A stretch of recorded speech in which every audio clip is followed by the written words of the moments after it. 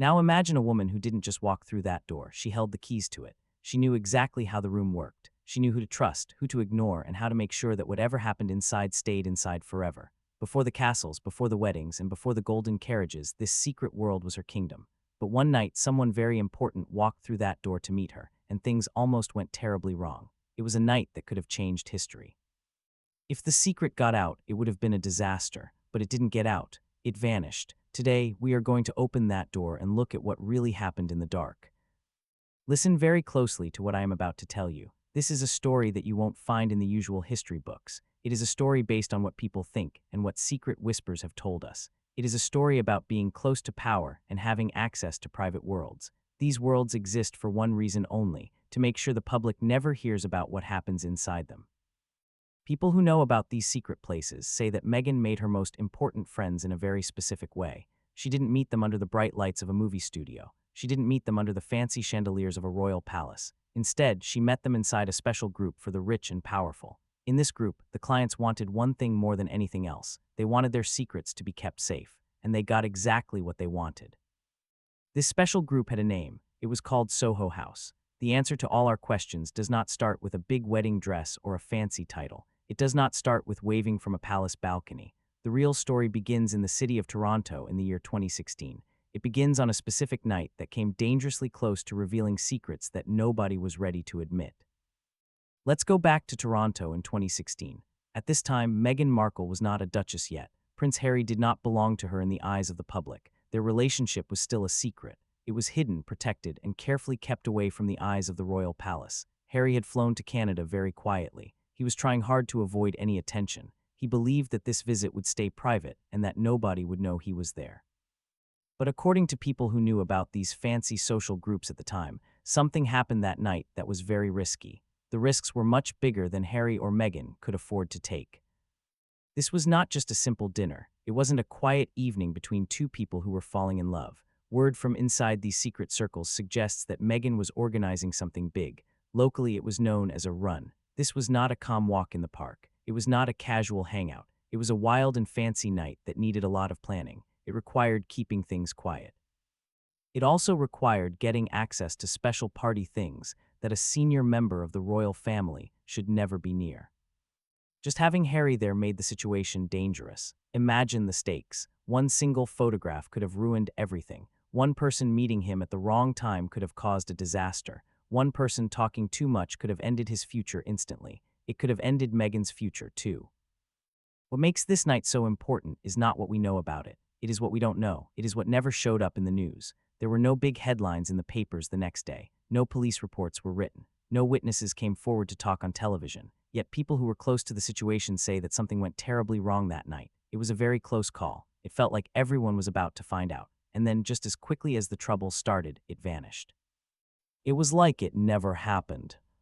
But there was something else that turned this risky evening into a potential crisis. It wasn't just because Harry was there. According to many different stories whispered quietly by people in these special groups, another name was connected to that night. That name was Princess Eugenie. We don't know if she did anything wrong. We don't even know if she was fully involved. But in the royal world, the difference doesn't really matter. Once a blood royal, someone born into the royal family, is named in a private situation like this, everything changes.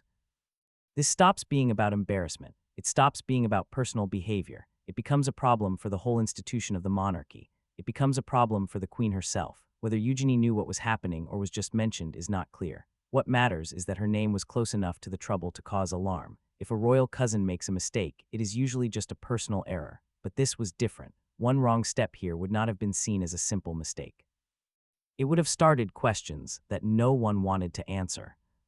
This is where the story changes direction. What might have been seen as just being reckless suddenly became dangerous. And when danger touches the royal family, the response is never loud or public. It is precise, it is quiet, and it happens immediately. People who know how these situations are handled say that the realization came very fast. They knew this could not become a news story. Not tomorrow, not ever.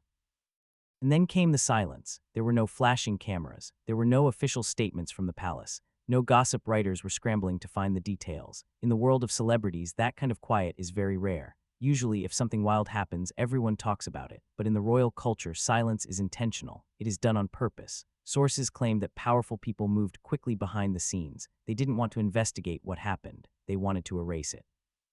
They didn't want to explain it. They wanted to contain it. The palace had too much to lose. Harry's image was already a little bit fragile. Meghan's public profile was still being created. Any hint of bad behavior tied to the royal family would have been a disaster. So, the night disappeared. It didn't disappear because nothing happened. It disappeared because there was too much at risk if people found out. This is the moment where many stories usually end, but this story cannot end here. Silence does not erase patterns. It only pauses them. To understand how that night could be buried so deeply, we have to look at the world Meghan had already mastered. This was a world built on privacy. It was built on having access to special places. It was built on trust among powerful people. That world was not the royal world. It was Soho House. To understand how that night in Toronto could vanish so completely, you first have to understand the world Meghan Markle was living in at that time.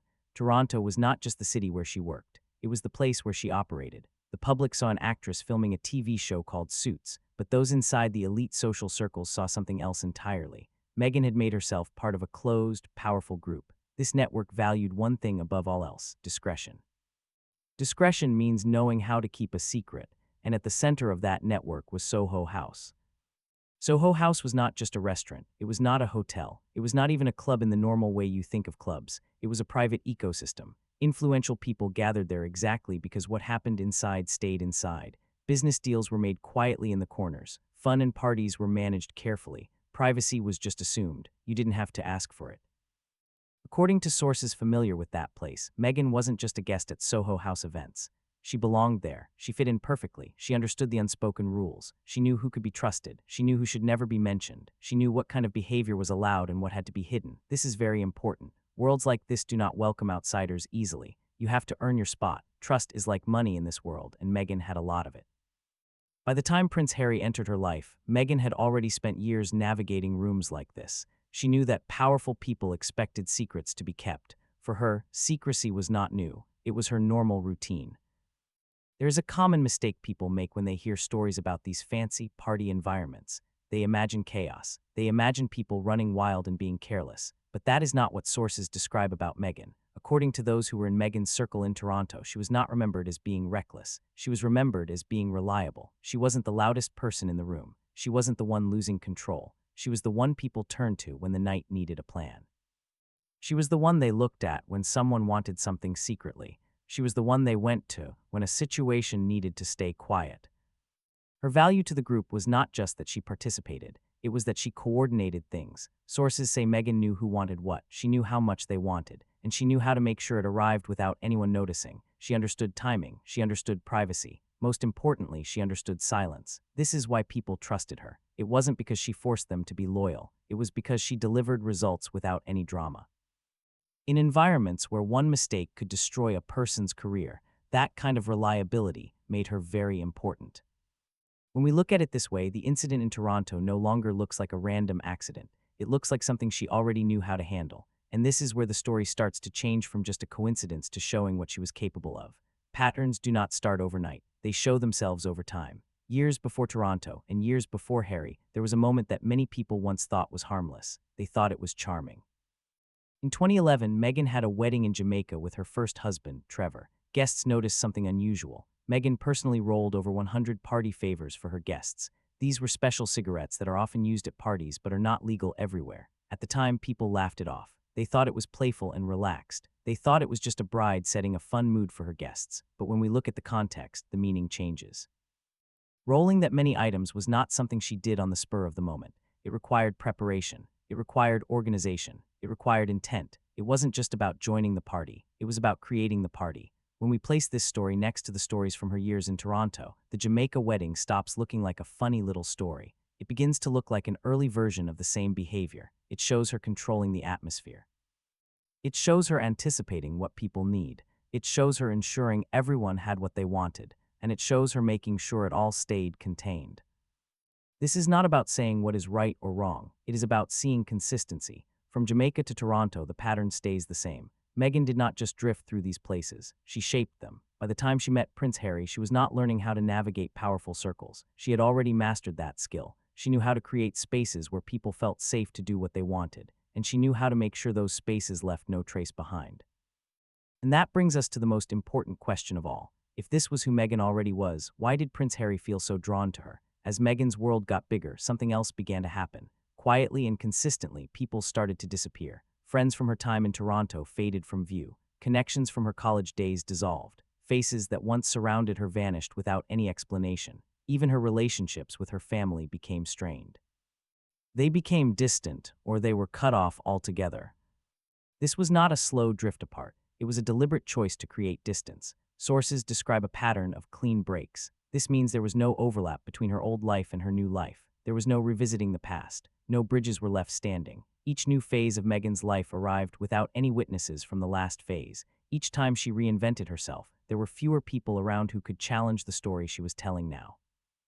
In the history of royalty, reinventing yourself is common, but erasing your past is different. Erasure removes the context. It removes the memory. It removes any contradictions. By the time Meghan stepped fully into the public eye, there were fewer people left who could say, "Wait, that's not how it was." And the people who remained were already too far away to matter. This is how stories are protected. You don't protect a story by denying the past.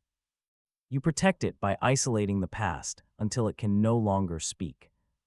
Eventually, even the most carefully built stories show cracks. In her interviews, Meghan made statements that didn't match up. She claimed she had never researched Prince Harry before they met, yet she spoke about him like she had studied him. She described being isolated and stuck in the UK, but her travel records showed she was flying internationally very often. Then there were the smaller details. There were questions about her documents. There was a hesitation to release information that other people would consider normal. These were small inconsistencies. On their own, they meant little, but together they formed a pattern. The most telling sign of all came from the palace itself. Early biographies released by the royal family painted Meghan as exceptional. They said she was decorated academically. They said she could speak many languages. They said she was deeply experienced in charity work. Then, without any explanation, those details disappeared. The official story was simplified. It was reduced. It was stripped back to a single line: actress from the show Suits. Institutions like the monarchy do not change history lightly. They do not erase credentials unless they regret saying them in the first place. This wasn't a public punishment. It was something quieter. It was a withdrawal. It was a subtle step back from a story that no longer felt solid. And when huge institutions begin to step away from the stories they once told everyone, historians take note.